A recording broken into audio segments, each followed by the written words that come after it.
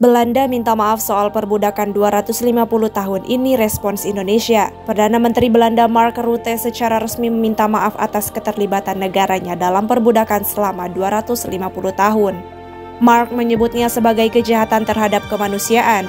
Permintaan maaf ini datang hampir 150 tahun setelah berakhirnya perbudakan di koloni-koloni luar negeri Belanda, termasuk Suriname di Amerika Selatan, Indonesia di timur, serta pulau-pulau Karibia seperti Curaçao dan Aruba.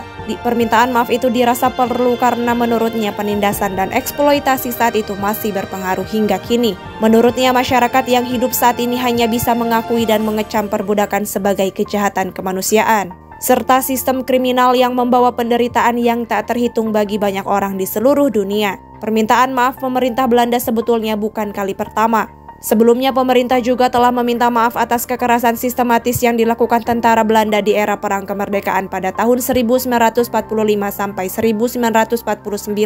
Hal itu disampaikan oleh Rutte pada Februari 2022. Tak hanya itu, pada 10 Maret 2020 lalu, Raja Belanda Willem Alexander pun sempat menyampaikan permohonan maaf ke Indonesia atas kekerasan di masa kolonial yang terjadi dalam kurun waktu kurang lebih 300 tahun. Respons pemerintah juru bicara Kementerian Luar Negeri Teuku Faiza Shah mengatakan permohonan maaf tersebut masih dipelajari.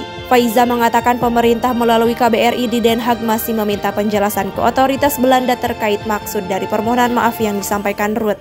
Faiza enggan mengomentari saat disinggung soal hubungan diplomasi kedua negara usai aksi permintaan maaf Belanda untuk yang ketiga kali ini.